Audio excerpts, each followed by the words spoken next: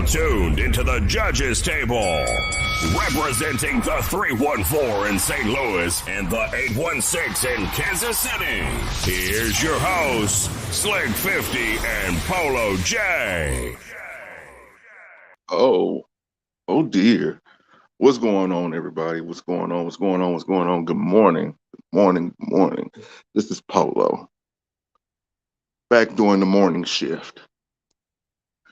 And I'm doing this Monday morning because it's time we clear the air. We have to clear the air. There's a lot of information that's being put out that I don't know all the way if it's accurate or not, but I do my own research because I was always taught never talk after a man if that man don't know what he's talking about, which should be common knowledge by now. And it's been a week and a day since the utter dominance of Terrence Crawford over Errol Spence Jr. And it's like people are saying things that they have no knowledge of. When it comes to Errol Spence being suspended, I just got off the phone with the Texas Boxing Commission. The Texas Boxing Commission. People were like, well, why are you calling Texas? You're phoning Nevada. True. This is true. But at the same time, when it comes to these boxing commissions, they have a database that tells them who and who cannot be active in their sport of choice for combat for the length of time that is required. And they were some very nice gentlemen, very nice. If you want to find out anything about Texas boxing, I advise you to give them a call. Matter of fact, I advise that when you want to find out the truth, you come here or you call the people who have the actual information and still come here. Errol Spence Jr. have got a 61-day suspension, a 61-day. I've heard people say they're surprised that he got suspended, but this is common practice. This is really common practice. And they were weighing the option of whether or not to give him a 90-day suspension. They were weighing the option of it from what I was told from the people who would know. But we've told you several times, a plethora of times, that one, depending on the style of loss, comes with a suspension. If it was a severe cut, it's at the doctor's discretion. Now, if it's a knockout, a certified knockout, it's 90 days. We have that clear now. Since it was a TKO with several knockdowns, he got 61 days. But this is something you should know if you're a fan of the sport, instead of just being a fan of the man. And there's a lot of people who's bringing up the neurological side of it. And I touched on it last week because I have a TBI. And that's something that I take seriously personally. If this is all the case and everything like that, instead of denigrating, Terrence Crawford or anything, why not question why was this man able to fight? Those are the real questions that should be asked. Why was he allowed to fight? If so, who's responsible for him being in the ring? Like, put aside the notion of money and all that different type of stuff, because we everybody has a price, like the great Ted DiBiase says. Everybody has a price. But are you willing to leverage your future for today? In some instances, you could say yes. In some instances, you could say no. When it comes to your health and well-being, I'm sorry, that's a no. I've been there, done that, and I could tell you it's not fun. And I pray for Errol Spence and his family. But like I said last week, after watching him speak, he wasn't right. Now there's people blaming dehydration. Oh my God. Oh my God. They obviously don't know what the hell they're talking about. And that's okay, because that's what Polo's here for. Polo is here to educate you. I'm here to bring you out of your ignorance. So just follow along with me.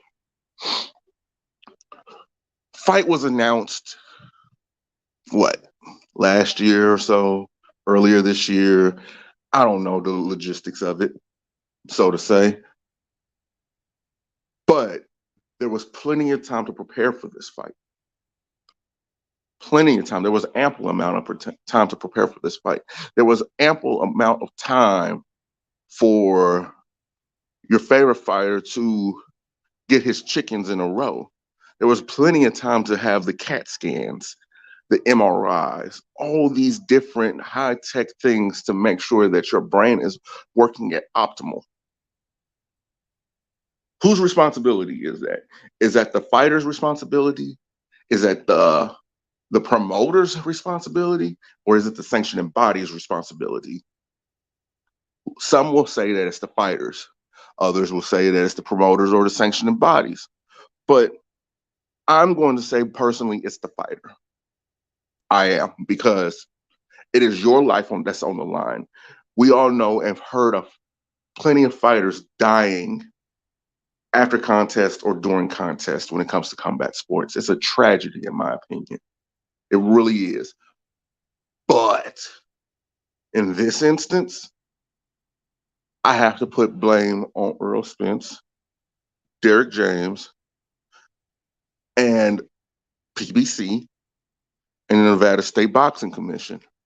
Everybody is at fault in this, if it is exactly what people say it is. Now, within this 61-day suspension, I hope that he gets get his brain checked out. I hope he does. And if anything, he should not come back for a whole year. Give his brain time to heal, because a brain injury is really hard to bounce back from. It truly is. And a lot of people, I got to stop saying a lot of people, but most people, they hear the phrase boxer, fighter, all these different things, and just think that you're impervious to damage. Like it's your job. You are a gladiator. You are supposed to just fight and go out on your shield, when that is completely inaccurate. Completely inaccurate. The name of the sport is boxing, not fighting. Boxing. There's room for brawlers. There is. But it's all about being smart. And intelligence, basic intelligence, is something that is lacking nowadays when it comes to combat sports. And that's okay. Okay. Claressa Shields, Keith Thurman. There should be no reason, and I mean absolutely no reason, for a fight between them to be gaining traction. True enough, Keith said that he could put on headgear and blase, blase, blase. But she does not want that. She wants an actual boxing match. Have I seen females knock dudes out? Hell yeah. These were some rough ass females used to fighting dudes, fighting their baby daddy and all that different type of shit. But this is different, because that was just plain chaos. This is organized chaos. It's organized. There's going to be a ref, judges, so on and so on. I think this is not as disrespectful as some would say it is. I think it's more so of a promotion strategy. and a tactic to, I really don't want to avoid that monster that's been calling her out. And Keith, he's just looking for a damn fight. But the bigger picture in this one, and the bigger story in this one, is Claressa Shields. The reason why I say that Claressa Shields is the bigger story in this one is because she's, I hate to say running, but she's slightly looking past the lady that's been running her name through the mud, talking about she's going to beat her ass and all this different type of shit, and she's not really responding. And I find it awfully familiar, awfully ironic that history repeats itself. There's nothing new under the sun, is what the good book tells us. Nothing new under the sun. This sounds awfully familiar to what she was accusing Laila Ali of doing to her. So I sat back and thought about it. And I conversed, with some good friends about it. And I would listen to the arguments on all sides. And I had my own argument, but then it was an accumulation of all three of us arguing and having our own opinions, where I derived with, a general statement. And that statement is the evolution of boxing. Laila was ahead of her time. Ann Wolfe was ahead of her time. And in those two fighters, those two boxers, we have Claressa Shields, we have Alicia Bumgarner, we have Katie Taylor, we have Amanda Serrano, we have, Jessica McCaskill, we have Chantel. These women are throwing hands. These women are doing things that we wouldn't have seen 10 years ago. It's truly amazing. Truly amazing. And I love it. I love it. And the one thing that I love the most about it, there's no politics involved. No politics. There's no, oh, she's on the other side of the street. There's no, well, get a belt and we'll talk. There's none of that. It's a lot more pure. It's sad to say. Soon as somebody calls somebody's name, that's it. It's on site.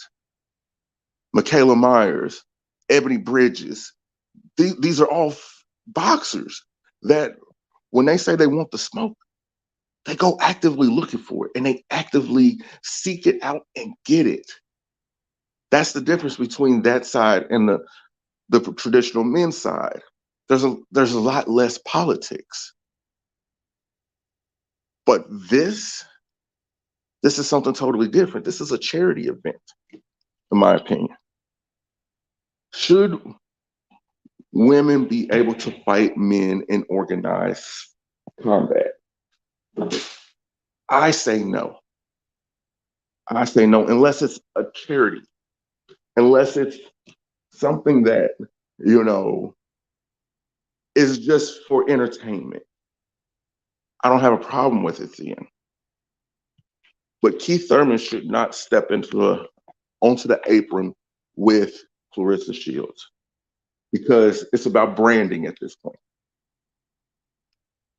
There's nothing Keith can do to win. Nothing. There's nothing Keith can do to win.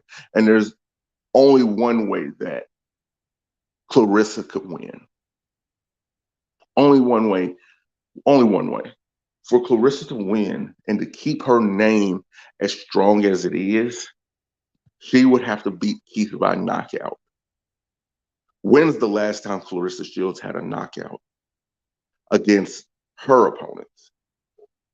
And why does she think that she can give Keith Thurman a run? Yes, true enough, she grew up sparring and fighting men in the gym, but they were just as green as her.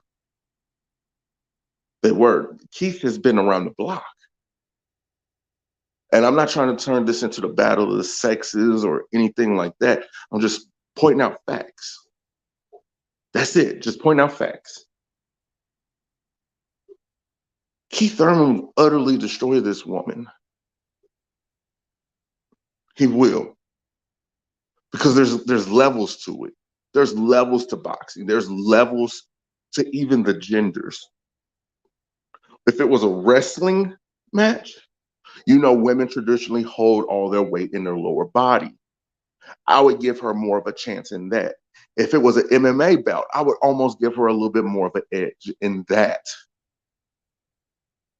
But this is different. This is all stand up. This is all just standing, head movement, and gloves being thrown. I give Claressa Shields a 2% chance of actually winning. Because something else, people tend to forget. Keith Thurman is not just a jag. And when I say jag, I mean just another guy. Keith Thurman is not. He's been a world champion. He's defended that title. He's had some good bouts too. But the main thing that Keith was always good at was distance. Keeping somebody up off of him. Keith Thurman is a sidestepper supreme. That's what Keith Thurman is. That's how Keith Thurman operates. That's how Keith Thurman moves. And I don't believe that Claressa Shields has ever fought anybody who does not keep their head on a line. I don't believe that Claressa Shields has ever fought anybody who knows how to turn their opponent. I don't think so. I can't say so. So I advise Keith Thurman, don't entertain it. Do not entertain it, because this can damage your brand. Because if you win, it's gonna be like, well, obviously, you were supposed to win. But in that slight 2% chance, she catches you with something and she rocks you and all this different type of jazz, you lose again. You lose again.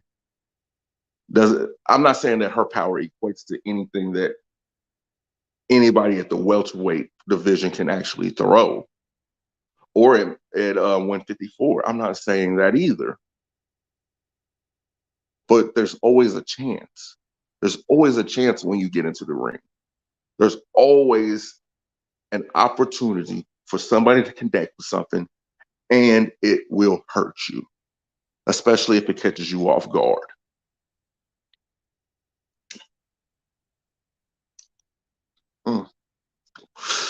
Forget that dog barking. My neighbor's got a new dog, and this motherfucker don't know how to shut the fuck up. That's why I'm not really a dog person too much. They just don't know how to shut the hell up. Okay. Other news, other sport. Dwight Howard. Bruh. Bruh.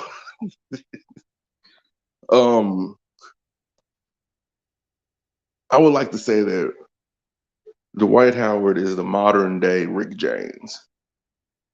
Yes, Murph. They suspended Earl Spence. He had a 61-day suspension. 61 days. And it's mandatory.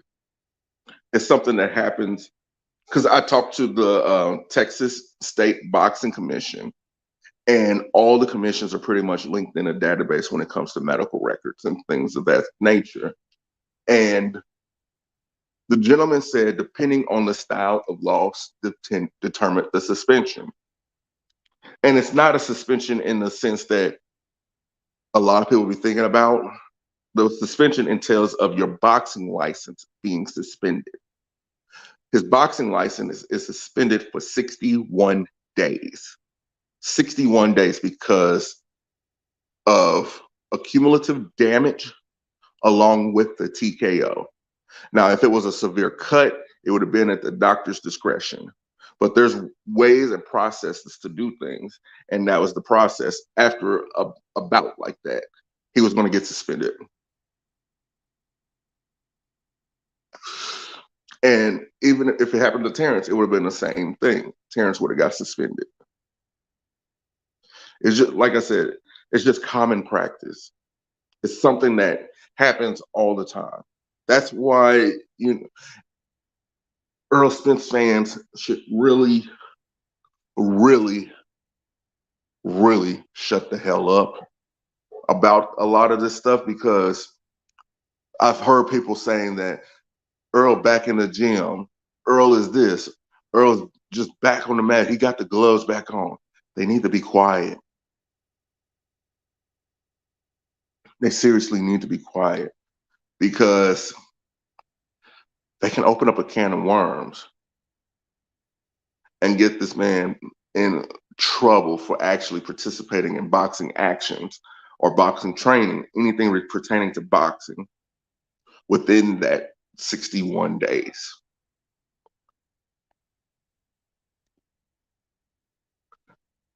How does these affect the rematch? Well, the rematch is optional anyway. The rematch is optional. It's an optional rematch. It doesn't have to necessarily take place right then and there. It doesn't have to. And plus, does it put him in line to still fight in December or January? If I was in Earl Spence's corner, I would say wait till next summer. Because like I said earlier, matters of the brain are nothing to play with. Like if you're a true fan of Earl Spence, you would tell him to, or be pleading for him to wait for a rematch. You really would, because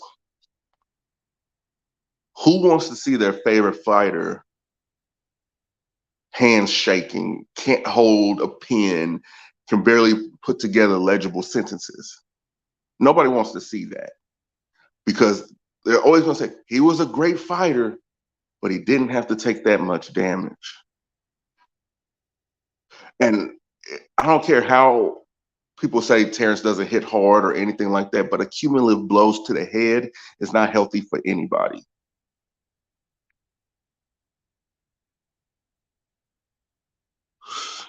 The Triple Crown, I don't.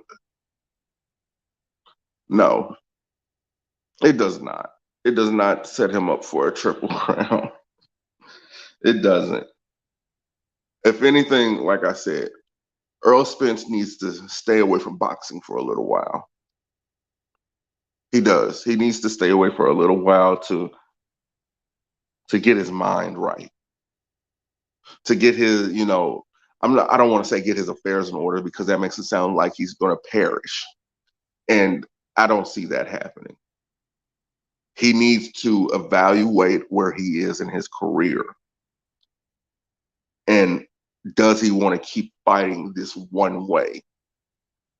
Because if he does, then he has a lot of work to do. He has a lot of work to do. Earl Spence has a bad tendency to keep his head on a line. And another bad habit that he has is his rhythm. He has terrible rhythm. Terrible rhythm. But that comes from training also. There's just so many things that need to be fixed. And I hope that he fixes them. But back to the Dwight Howard thing. Man, this dude needs to yeah. He needs to fix it. He needs to fix it. Because what's going to end up happening, because he's playing in China right now. The Chinese people don't necessarily look too kindly on that. What's going on, man? What's going on, TJ? Matter of fact, let me put the link out there. Copy.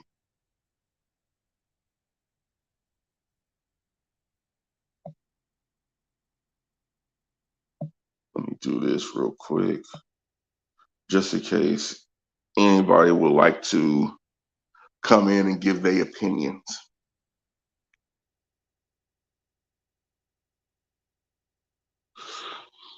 I'm open to everybody and anybody who wants to come on and talk.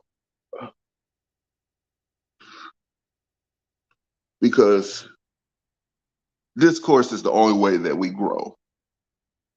Civil discourse is the only way that we learn. So if anybody is feeling froggy and want to leap in here and talk some shit and get educated, let's do that. I want the smoke. I spent all last week telling people how Terrence was going to win, and I was looked at as a fool. Well, 2 weeks ago, I was looked at as a fool. But I don't look like that much of a fool now. All right, TJ. Okay. Saturday was a very uneventful day, unless you were a Paul.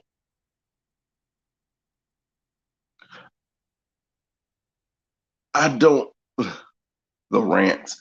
There's a lot of rants going on, but I'm not ranting. I can't rant. I can only speak fact, bruh. That's me.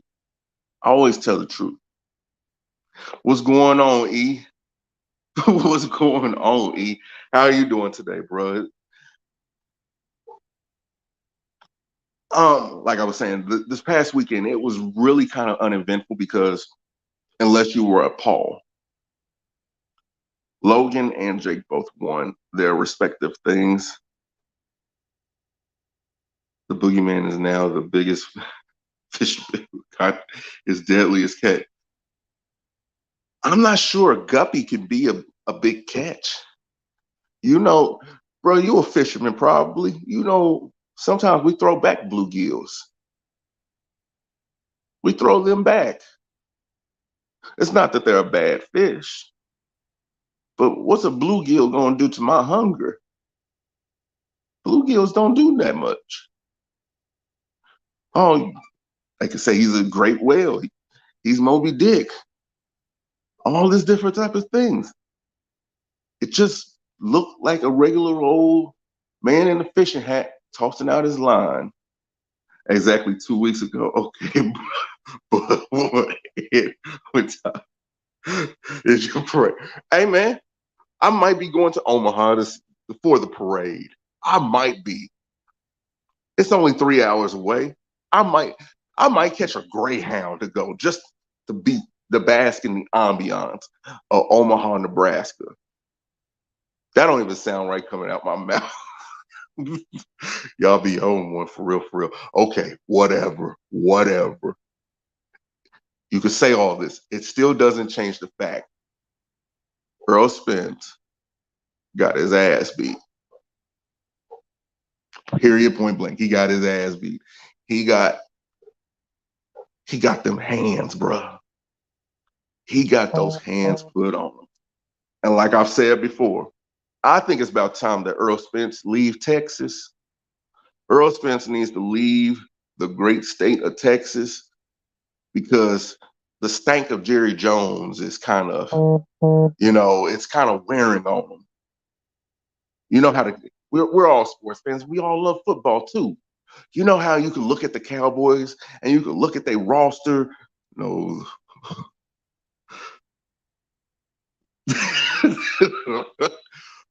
No, I'm not going to do that. Bruh, that's not what type of person I am. I've never been the type of person to brag and to boast and to be, stick my chest out and beat on it and tell people that I was right. I would never do that. Never in a million years. And I'm almost shocked and appalled and borderline befuddled that you would think of me that way. I thought we were friends, brother. I thought we were friends. Hell, it's been 2 weeks. But that's the only thing going on. Except for the fact that Dillian White didn't pass a drug test. So the fight with him and AJ is pretty much off. And are they going to slip in Andy Ruiz into this fight to give him his third fight that he was well deserving of in the first place? I think AJ's team is probably going to steer clear of that. I think AJ's team is going to back away from that notion. So you and 913 both. Hey, your rants. I don't rant, brother. I just tell the truth. The truth shall set you free. Borderline personally, or like it. No, bruh. I am genuinely hurt by these allegations.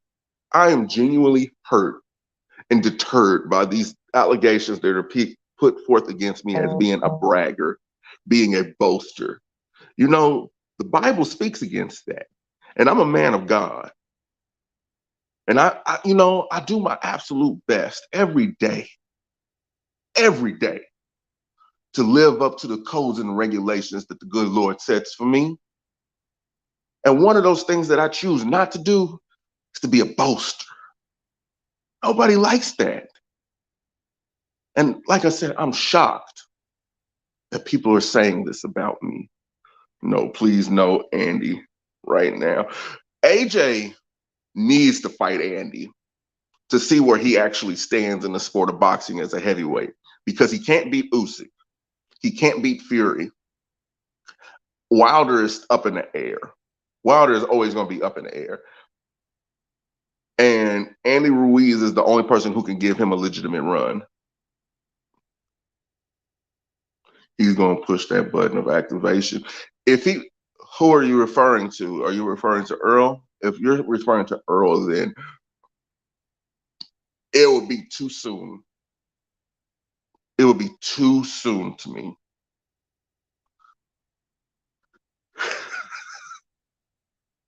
It's really... No. See, and that's the thing. My brother. I love you, my brother, but I'm not even really a Terrence Crawford fan like that. I'm a fan of boxing. You know, I'm a fan of the sport. I like to marinate in the bias, my God. Bruh. I'm hurt right now. I'm hurt. I expect this type of fight, and type of vitriol from Chappelle, but not my own brother, man. Not my own brother. If I'm gonna be biased and give my complete biasness, it'll be against Devin Haney. And it's not because I dislike Devin Haney. I think Devin Haney is a nice young brother. He's a decent young man. But with his current situation and doing his thing at 140, allegedly, I don't see who he beats. And you're a man from the NO.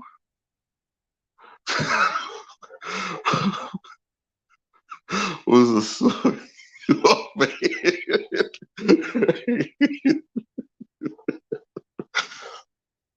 These are all allegations, man. All allegations. All allegations. I can't live in the present. I have to live in the present, man. And what's presently going on is there's a lot of excuse making being made. There's a lot of, buffoonery going on. There's a lot of people that are out here pulling the wool over these good people's eyes, telling them that Earl Spence had several different things wrong with him. Devin is that guy, my dude. I'm sorry, TJ, but I have to pin your comment because you're about to get it now. You're about to get it now. Give me one indication of how Devin Haney is that dude. Give me one indication. He beat Camboso. Okay. A lot of people have. Stop the cap. Stop the cap. Devin the Dream, his career so far has been a nightmare. It's going to be a nightmare until he's able to fight a Shakur Stevens, or give Loma his run back. Give Loma his run back.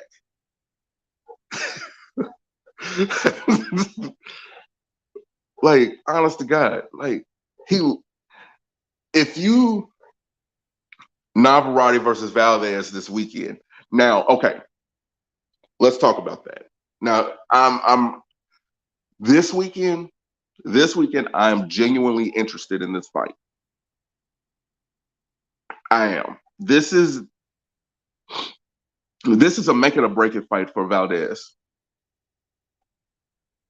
This is a make it or break it fight for Valdez because if he loses to Navarrete, and I mean this, if Oscar Valdez loses to Navarrete, Bob Arum is going to drop him or drop the partnership with Golden Boy and him fighting on his platforms and things like that. Because for him to be fighting as long as he has, there's too many questions about him. There's far too many questions and less answers. Because if I give an answer, I'm looked at as a hater. If I give an answer, I'm gonna be looked at as I don't know what I'm talking about and all this different type of jazz. But I think Navarrete is going to stop him. Navarrete is going to stop Oscar Valdez. Now, Valdez is not Golden Boy. He's top ranked. And if he's top ranked, then Bob is going to drop him.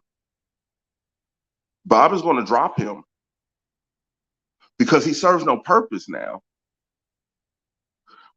You know Bob just like I do with these situations. You lose too much, ain't no point in you being on my cards. There's no point in it. And I would love to see what the setup is going to be. Because I have a strange feeling that whoever wins this fight might have to see Inoue.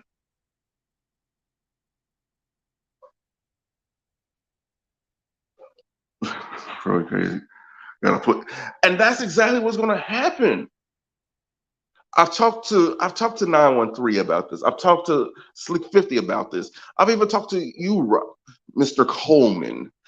And Regis Prograis is going to be his introduction to 140. And it's going to be a situation where I don't know if the extra weight, Devin feeling comfortable and all that really is going to translate too well because there's real power at 140. The only other person who has power at 135 is Tank. But at 140, it's something different. It truly is something different. And Devin has a bad tendency of checking to see if he could take somebody's power. But when you start going up in weight, testing your chin is not the thing to do. It is truly not the thing to do because Ramirez has power. Regis has power. Zepeda has power. Hell, even if you want to throw Conor Benn into the mix, Conor Benn has power. And let's not forget that if Boots really wants to, he can move down to 140 if he wants to. Prograis versus Haney, October 28th, Las Vegas. MGM Grand Murphy, you and Devin Tom taking my friend. Yes. And with these things being said, it's not saying that we want Devin to fail. Nobody is saying that they want Devin Haney to fail. Nobody is saying that they want Devin Haney to lose. Nobody is saying that in the least bit. The only thing that is being stated, the only thing that is being said is that Devin Haney has a lot more to prove than just that he can throw a jab. Haney will stop Regis. I seriously doubt it. What evidence has Devin Haney given that he can stop anybody? What proof, what empirical data do you have that proves that Devin Haney can stop somebody? Wishful thinking. It's not wishful thinking, it's reality. Reality that sometimes a lot of people are out of touch with. He should have gone after Rolly and that WB title at 140. You know what? I agree. I agree. Out of the fights at 140, Rolly Romero will be the easiest. He will be the easiest, but he'll be the most dangerous fight. Let's not act like Rolly Romero ain't that guy. Let's not act like Rolly Romero ain't the god of boxing right now. Let's not act like Rolly Romero couldn't knock out a damn horse. Let's not act like Rolly Romero's uppercuts couldn't uproot a tree. Let's not act like Rolly Romero just ain't out here just stopping people. His last fight, he took off because he took pity on that old man. He took pity on that old man. The only other person to beat him is Tank, and there's no problem losing to an all-time great. That's what Gervonta Tank Davis is. He's an all-time great. Like, there's no shame in losing to Canelo Alvarez. There's no shame in losing to Tank either. There's no shame in that. And Rolly is the only one, besides Ryan Garcia, that decided to step up to the plate and challenge the man. And he put hands on him for a little while, and he had him. He had him. He just had a poor corner. He had a poor corner. And it's okay. It's okay. Rolly Romero will go down as one of the greatest fighters at 140 ever. Mark my words. He's tired of the kid, bro. What Evans is getting? Prograis has given a lot more than Devin has. Prograis has given a lot more than Devin has. See, there's something to be said about opportunity. Opportunity is something that, when we speak about a lot of these fighters and how they didn't fight this guy, some of it is ducking, some of it is opportunity. You can't fight somebody unless you're given the opportunity. And Murphy, you know that. You have boxers, right? If they don't get the opportunity, then how the hell do you ever know what they can actually do? Pity by missing shots. Man, Rolly was so damn fast that you didn't even notice that those shots hit him. You didn't even notice it. Like, oh my God. What I'm not going to tolerate on here right now is that Rolly Romero slander. We are not going to do that. Tank is a woman beater like Ike. Did you watch the video? Did you actually watch the video, TJ? Everything that young lady did to him, true enough, should have walked away. But when it's your own damn house, I'm not going any damn where. You can leave. I get that. Oh, I will. It's Martin. We'll no. On that tape. Bruh, leave Regis alone before he really beats the fuck up out of Devin Haney. He really might do it. I'm from him. Omg, but slander Earl for one. Oh no, I didn't slander Earl. Nobody ever slandered Earl. I just said Earl is not that guy compared to Terrence Crawford. That's a true statement. Yes or no? That's a true statement. You can give me all this shit about a bad day and everything like that. Well, fights are won and lost before you even step into the ring. And whose fault is that? Is that Earl's or is that Terrence? I mean, seriously, which one is it? Is it Earl or is it Terrence's fault that Earl lost? Are you going to take away the fact that Terrence Crawford did what he needed to do to win that fight? Or are you going to take away from the preparation that Errol Spence put in? Which one is it? You can only do one or the other. Think about that. Like, seriously, think about that. Because like I said last week, there's a lot of false prophets going on. No false statement that there was a rematch in the contract. Yes, there's a rematch clause, but it's optional. Terrence can accept the rematch or not. Chances are the rematch will be at 154 pounds. And if it's at 154 pounds, I don't necessarily see anything different happening. Because boxers always beat punchers. There's anomalies to that. There are anomalies to that. Like, Canelo is a hell of a puncher, but he's a boxer first. No matter what I think about him, Gervonta Tank Davis, he's a puncher, but he's a boxer first. Those two men have IQs and of, a genius level when it comes to being on the apron. And I can't take that away from them. They brawl if they have to. They box because they want to. The only reason why it looks like Tank is a knockout artist is because of his timing, punch placement, and things of that nature that makes him look like just the biggest brawler and everything like that this side of the Mississippi. But that's not the case. People don't actually see how he sets up his punches. People don't actually see how he sets traps. People don't actually see how he dictates the pace of the ring. He dictates the pace of the fight. That is beautiful. That is boxing. That is boxing. And I can honestly say that I have not seen Errol Spence do that.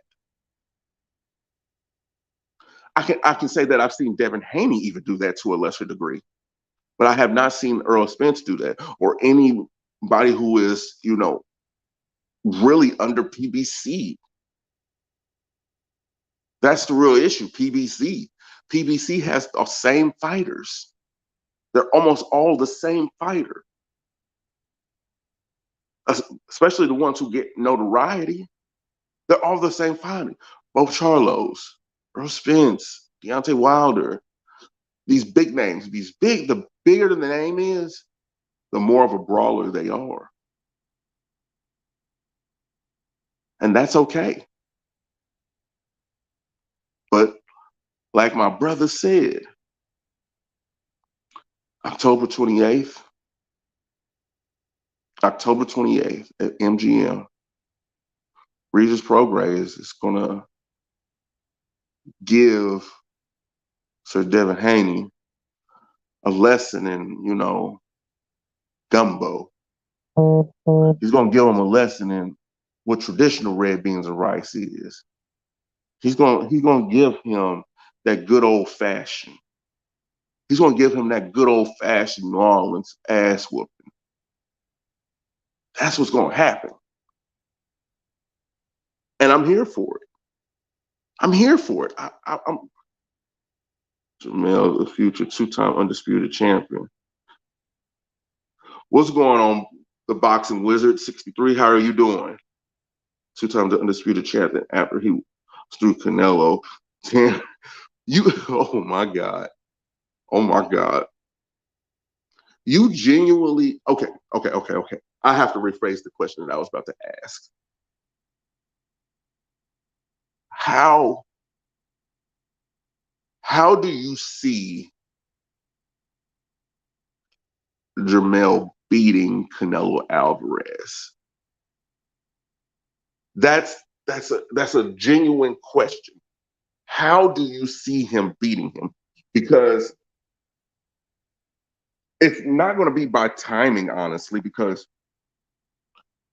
like I said, anybody who fights under PBC, they have a bad tendency of having bad timing. And this is somebody who hasn't fought in how long? And Canelo has already fought this year. I don't think it's going to be a wash. I'm not saying that it's going to be a wash. I'm not going to say that it's going to be a complete ass whooping or anything like that, because that really is disrespectful. And I do have a lot more respect for these fighters than what a lot of people think. But I don't see a situation where Canelo loses to Charlo. I don't. Is it David Benavidez versus Andrade? I don't.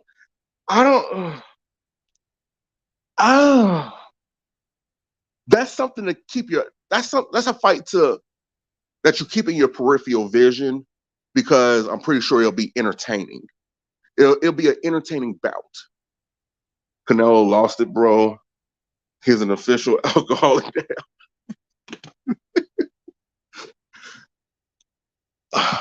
Are you judging by his last fight? Which is fair. We can only judge a fighter by their last fight. Like, I'm a firm believer in that. You can only judge a fighter by his last fight. And Canelo's last fight, I actually did not watch it because it was in Mexico and it was against, honestly, a nobody, in my opinion.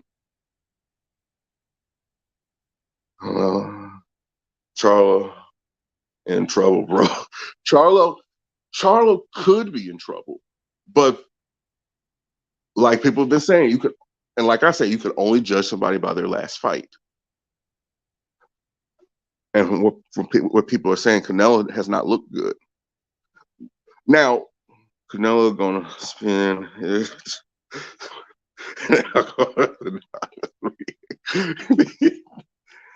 Hey, if he does, honestly, can you blame him? Has he or has he not earned that? Widespread news within boxing: Canelo drinks heavy, bro. Canelo's about ready to check out. If this is true, Canelo's about ready to check out. And mark my words, the future of Canelo depends on this fight. The future of Canelo Alvarez is going to be determined by this bout. If he wins, he's going to keep fighting. If he loses to Charlo, he's retiring. He's retiring. Because that means he'll lost twice within 2 years. He's going to check out September 30th. Canelo about to get manhandled. See, I don't know. I don't know. The only thing when it comes to Canelo I can go off is reputation right now. I can only go off for reputation. And the reputation of a Canelo Alvarez, Saul, is dominance. He lost to Bivol. And it's like something happened. Something happened. And whatever it is, I hope that it got fixed. I don't know. You know how when you watch football, perfect example, you remember how dominant Darrelle Revis was as a corner. Everybody remembers how dominant Darrelle Revis was. Darrelle Revis was a dominant corner. But Darrelle Revis in New York was not the same as Darrelle Revis here in Kansas City. The man was a turnstile. It wasn't the same. And I wonder if what is being said is true. Like Robert said that he has a drinking problem now. He has a drinking problem. Is that the way that you guys want to see a great go out? Like, because you can't deny the man's career. And it happens to all fighters eventually. But say for instance, Canelo does get knocked the fuck out. Is that the way that you guys honestly want to remember him?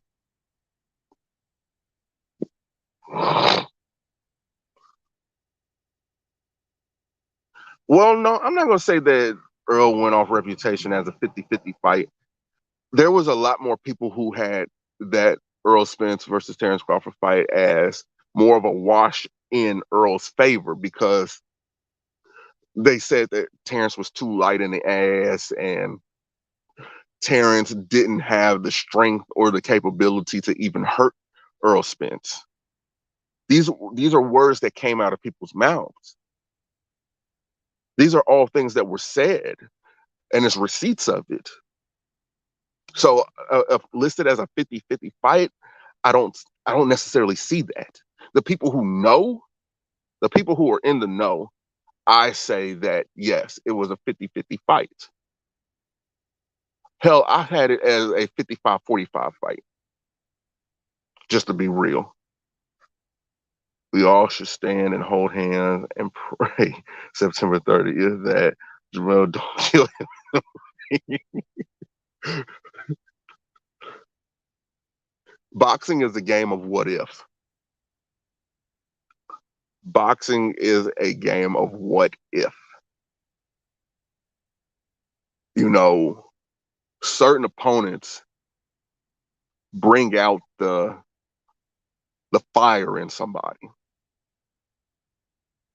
Could this be that instance to where just the knowledge of the Charlo fight puts Canelo back in peak form?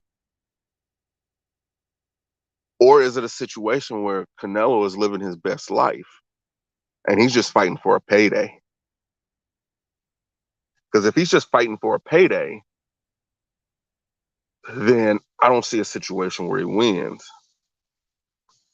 And all that's going to happen to him is he's going to get beat the fuck up, like you're saying. And that's okay too. That is okay. People, we can't sit up and when it comes to all-time greats, when it comes to regular motherfuckers, it's fine. But an all-time great, I hate how after a loss, you can be objective. And there's nothing wrong being objective about two weight classes up. Is it a lot to ask him? It is. It really is. But he's pulled it off. He's pulled it off. That's phenomenal. That's greatness. And you can't take that from him. Like, I'm waiting to see if just for shits and giggles, if Tank decides to go to 140 and stay there, I think that's a symbol of greatness. I think just staying at one weight class is stagnant. I really do. A lot of these fighters should be able to, go up and down and clear out divisions. Get rid of the weak blood. I'm all for that. Purge boxing. But I will say this. The problem that I have with Earl Spence, I do have with Canelo Alvarez. I do have a problem with people holding belts hostage. I have a problem with people holding belts hostage and just picking their opponent instead of going off of mandatories. I have a problem with that. Hold on. Never fought up there. Hey, like we always say, you signed the contract, don't start bitching. And that's true. In this case also, if he loses, there's no excuses. But see what you did already by bringing up the drinking? If Canelo loses, he has an excuse now. Canelo has an excuse for losing. And That's a narrative. I wish you hadn't said that. I wish you hadn't, because now that's probably what's going to run. But I don't know. I can't say that, because when it comes to the Mexican side of boxing analysis, they don't really too much make excuses for fighters losing. Not too much. I'm not saying that it doesn't happen. It just doesn't happen as much as it does over here on this side. Nobody's going to be complaining about gloves for real. Nobody's going to really be complaining about being weight drained. But that's a lot to ask a fighter. Canelo doesn't have an excuse. Canelo does have an excuse now. By you bringing up the drinking, and you said it's common knowledge. It's an excuse, but it's a very poor one. It's a poor excuse. It's a poor one, because it's going to seem like, okay, Canelo lost, but Canelo lost because he has a problem. He didn't take the sport serious after Bivol. Bivol did something to him and drove this man to drinking. And ever since that, he's been drinking, and he hasn't been looking the same in his fights. That sounds like a narrative. That sounds like an excuse, a very poor one. But nonetheless, it is one. I just hope that that's not the case. Now, holding belts, stop it.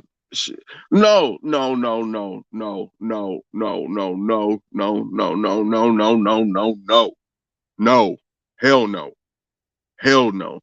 One thing I can't stand this, Murphy. I really cannot stand this. I can't stand for people to stand by and just let the belts be held hostage. Because if that's the case, what the fuck are everybody else fighting for? Some people in the sport of boxing want to be world champions. Some people in the fucking sport want to be recognized as being great. And greatness comes with winning these damn belts. It may not seem like the belts matter, but it doesn't. It just matters to certain people. Those belts do matter, and it matters who the belts are on. All these are true statements. True. This is all true. But how many mandatories does Canelo Alvarez have? How many mandatories did Errol Spence have? How many? He was a 3-belt holder. He was a unified champion. Did he fight Boots, which was a mandatory? No, he did not. He didn't. I'm glad it didn't happen. But did he fight Virgil Ortiz? No, he didn't. Canelo, he has several mandatories. Several. Is he fighting them? No, he is not. That's bullshit. That's what holds up the sport. That's what make people who have been longtime fans stop being fans. That's bullshit, bro. And I don't stand for that. Why do you think Benavidez is trying to rush a Canelo fight? Everybody wants Canelo.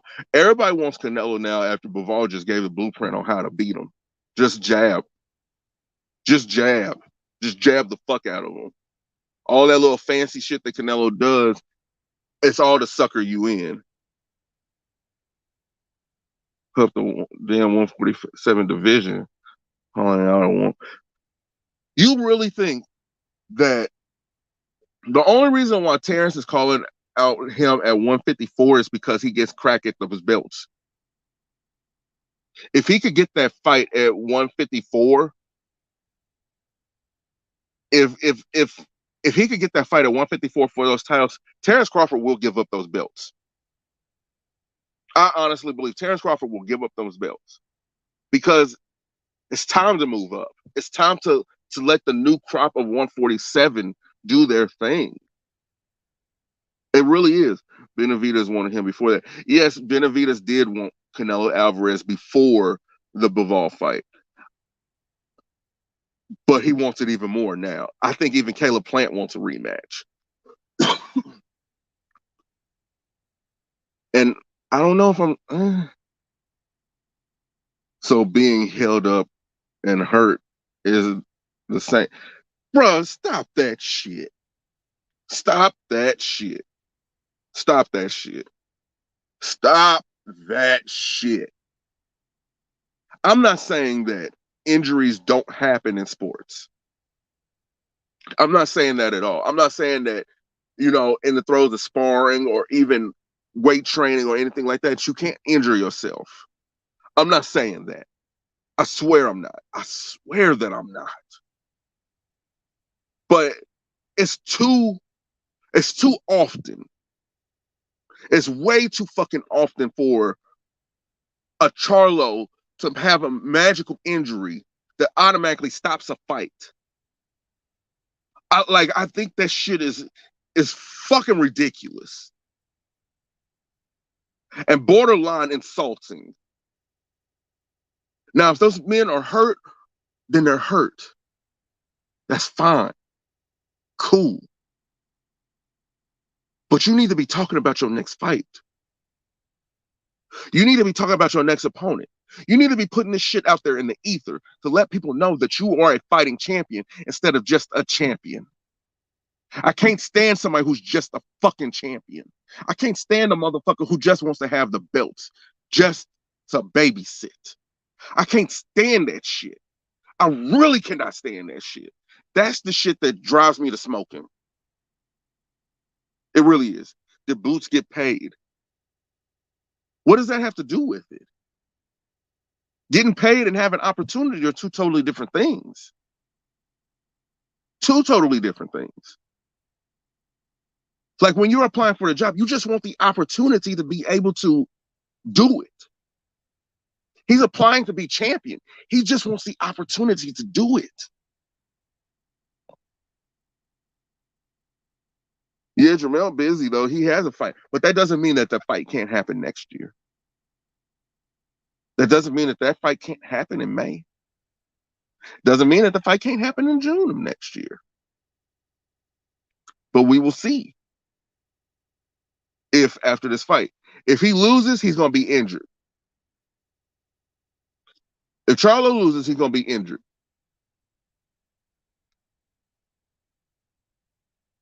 Canelo is different. Canelo is not different. I hold Canelo in the same. Yeah, I hold him in the same regard that I do every fighter. Charlo was hurt. Yeah, whatever. So Anthony Davis can get hurt every season, but bruh, you know how the hell I feel about Anthony Davis. Anthony Davis, that's a perfect, that literally is a perfect comparison. That's a perfect one. But how long until Genie gets tired of it? Yes, they just extended him for another 3 years.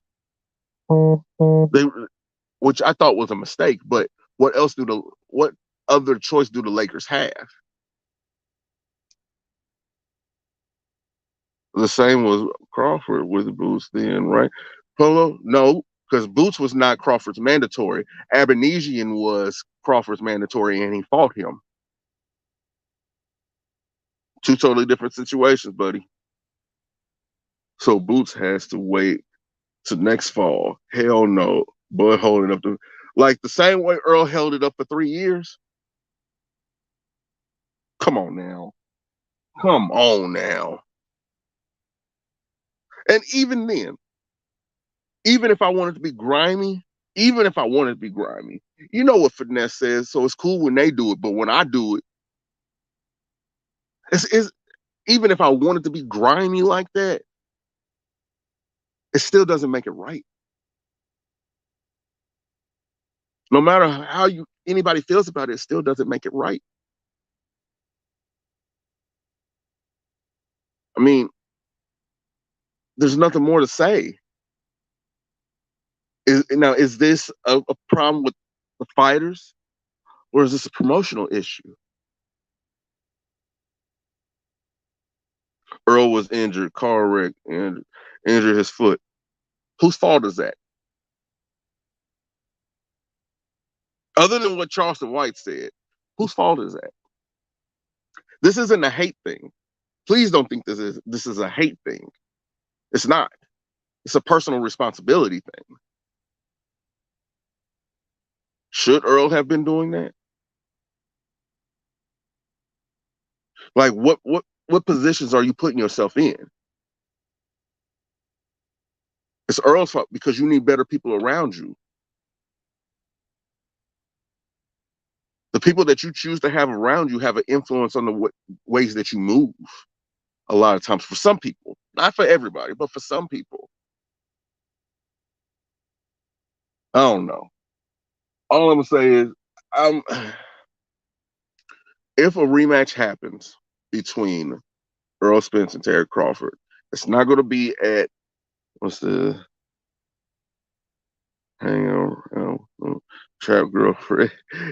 Yo, he don't need to be around them. He don't need to be around them at all. No, not the Lamborghini incident. Oh, I'm talking the one where they got just hit. He shouldn't have been there. He shouldn't have been there. He shouldn't have been there in the first place. Now, granted, you're gonna say that the kid ran a stop sign and hit Earl. Okay, cool. Cool. That's a freak accident. That can happen. That really can. But was that before or after Ugas? I mean, hell. Nah, Earl was held up, fam. And you know, he was held up by what? By what? Or by whom? I'm hearing reasons, but not like a definitive reason. Damn, he can't drive. Wow. After Ugas. It was after Ugas. Okay. It was after Ugas. He had a car wreck. Cool. Okay. Was his foot broken? Was it fractured? Whatever. I don't know. I don't know the ins and outs of it. But what does that have to do with the fights? And I'm not saying that he can't drive. There's no problem with him driving. What I'm bringing up is a series of reckless behaviors. A series of reckless behaviors that accumulate. Straw man argument. Okay. Okay, sir. You can have that. You can have the straw mans, but that's kind of gaslighting at the same time what you're doing. Just because you don't agree with an argument, you have to gaslight it into being something that it's not.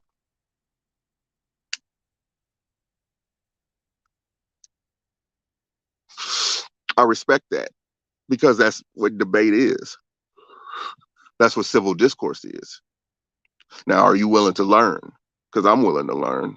Teach me something.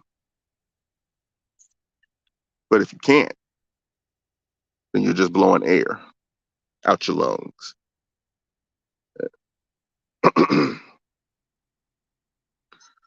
Oh man, I've been on here for an hour and 15 minutes. Shit, I had only planned on being on here for 30 minutes. Shit. Are you ready? Yes, I'm ready. Um, uh, I don't know. I'm genuinely interested in who Anthony Joshua is going to pick for his fill-in opponent. I mean, that's what the all Earl Spence stuff aside. I am genuinely interested in if Andy Ruiz is going to get his shot again. I am. Like Crawford the second time. Uh,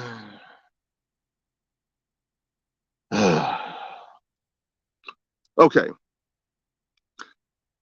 rematch for Earl and Spence. If it's at 154 and Earl wins, will y'all be happy? I mean, will you be happy? So the same arguments that you guys made for the 147 bout can ring true for 154. He was too small. He was too light. He wasn't strong enough. All being said, rematch is activated by loser. Plus, that has to do it again. Yeah, and I'm not saying that, but I'm not fight canceled. No replacement. Eddie announced it this morning. Oh shit. Well, there that goes. There that goes. So they'll rather cancel it than put Andy in there. God damn it. Why? For heavyweight fans, what the fuck is going on in the heavyweight division, man? What the hell is going on in the heavyweight division? It's like there's a lot of fuckery going on in the heavyweight division. The people who want to fight can't fight. The people who don't want to fight get fights, and nothing gets done. What the hell is going on with heavyweight? No, it's never ending back and forth. Everything we're told you was objective to your point of view. Yes, yes. That's an argument. That's a debate, man. I love that. I dislike Andy. Why do why, why do people hate Andy?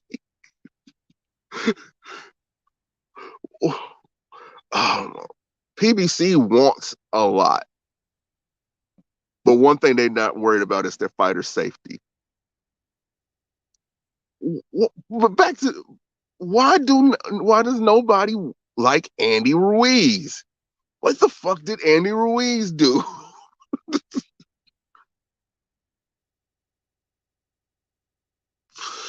Like, oh my god, nobody likes Andy Ruiz. Nobody likes Usyk. Hell, didn't nobody like Bivol? Don't, like, what the fuck is going on? He's like a kid that eats all the snacks, man. Bruh, am I gonna have to give Andy Ruiz the Rolly treatment around here? Am I gonna have to? Because it seems like it's getting real disrespectful in here. It's getting really disrespectful. It's getting a little too spicy for the pepper in here. Like, I fuck with all them, not in. God dang! What the hell did I call this part? Come on, Strawman. No, that's gaslighting, brother. But whatever. We'll just have to agree to disagree. I fuck with them all. Not in. What did Andy Ruiz do to make people hate him so bad?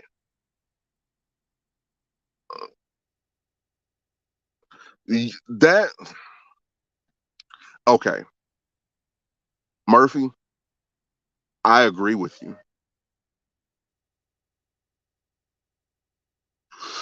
I agree with you. I agree with you 100%. I think Tyson Fury is holding up the heavyweight division. And I think I can never tell a man what he's worth. I can't. I know my worth. I can't speak on anybody else's worth.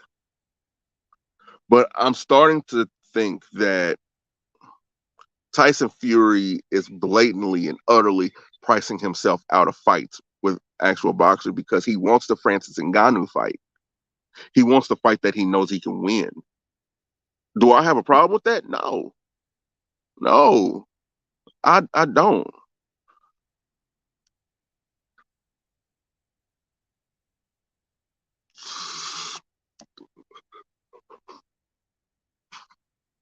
Bro, you almost made me choke on my cigarette smoke. you, you, almost made me choke on my cigarette smoke. Look, Andy Ruiz, he's a good boxer. Is it the fact that I know what it is? I know exactly what it is. You motherfuckers are fat phobic. You guys are fat phobic. There's a bunch of fat phobia running around rampant these days. And I don't understand it. You just hate on this man because of his size, not his skill. It's his size that's the problem with you. Because he has a gut. Because he has back titties occasionally. But he's working on that. He's getting in shape. He's never looked as good as he has. See, it's too much disrespect. Way too much disrespect. And I'm not going to stand for it. I am not going to stand for it. Okay? Jeez Louise. Let that man live. Let him be him. Because he's skinny Andy. So you don't like fat Andy or skinny Andy. You just don't like Andy. That's a problem. You need to address your biasness.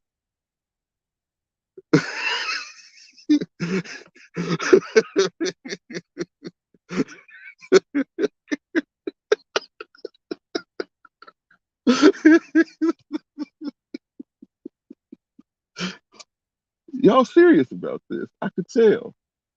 I can tell y'all are serious about this. Wow.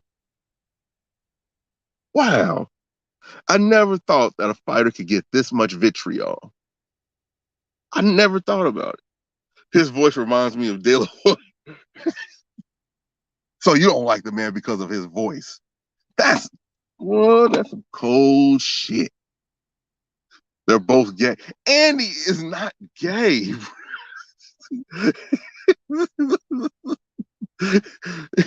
oh, oh.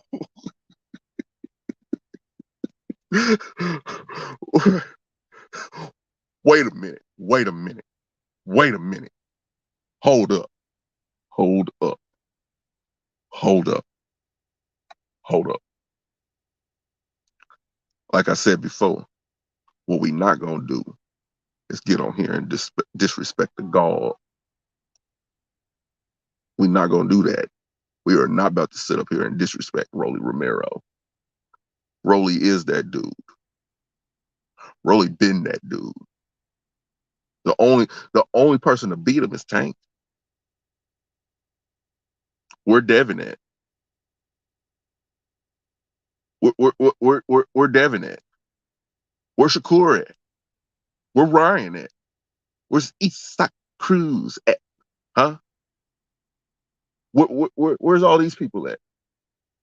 Are they actively going after Rolly Romero? No. Want to tell you why? They ain't got that dog in them. They ain't got that dog in them to go after Rolly Romero. Y'all watched Avengers before? You heard what Thanos told Thor? Should have gone for the head. Should have gone for the head. And that's Rolly Romero. You want to be Rolly, you got to go for the head. And it ain't easy, buddy. Nah, boy. It ain't easy. Rolly out here. Rolly like that. Rolly is that guy. Rolly is the greatest thing since sliced bread, brother. Y'all just don't know it yet. Or it's the fact that y'all do know it and y'all in denial. Denial is a bad thing. And you need to fight Usyk.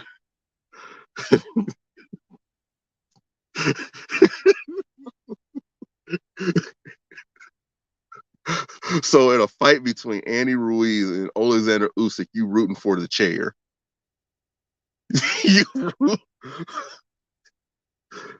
Weak payday, I guess. What? Hey, he dub. Hey, man. I'm gonna have to time you out if you keep going after Rolly like that, bro. I'm gonna have to. We're not gonna do that. Mark my words, cause that's what we do. But seriously, this weekend, Navarrete, Valdez, who is everybody taking? Because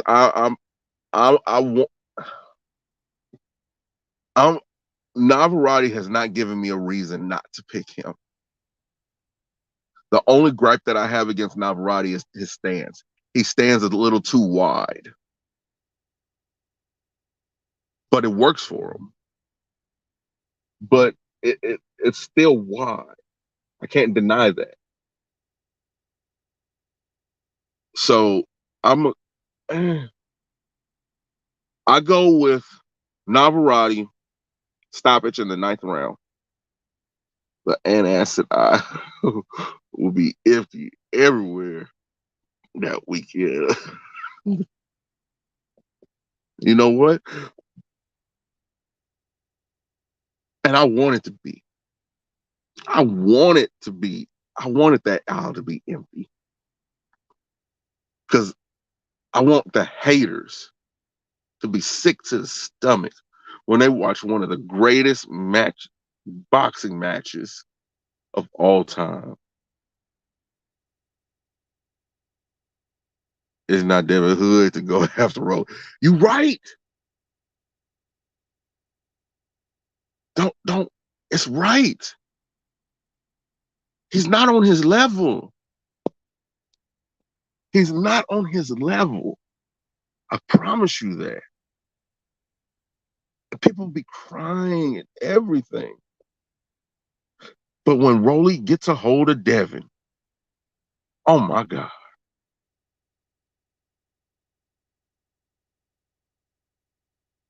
Oh my God.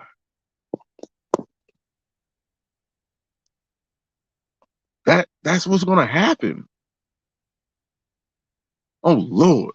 I can only imagine what Rolly's gonna do to that boy. Damn. Might send that man into an early retirement.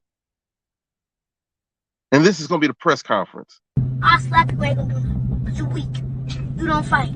You think you hard, you're not hard. You're not that guy, buddy. You're not that guy. I'm sorry. But yeah. Sad to say it. But that's what's gonna happen when Rolly Romero gets a hold of Devin Haney. Matter of fact, I gotta hit that again. I'll slap you, ain't gonna do it. But you weak. You don't fight. You think you hard, you're not hard. You're not that guy, buddy. You're not that guy.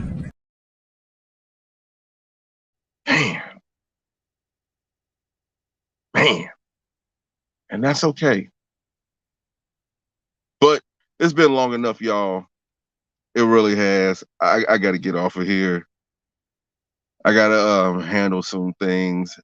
I gotta be at the hospital by 2 o'clock. It's 1:12 now. My daughter's about to start going through her physical therapy and her stress tests and everything like that this week. And I want to be there for it.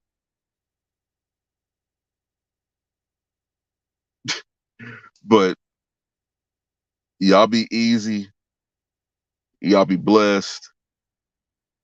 And remember,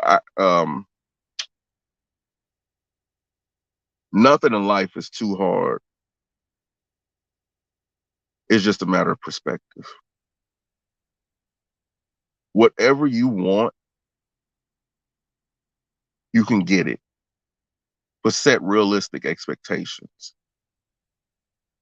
And that's all I gotta say. Peace out, y'all.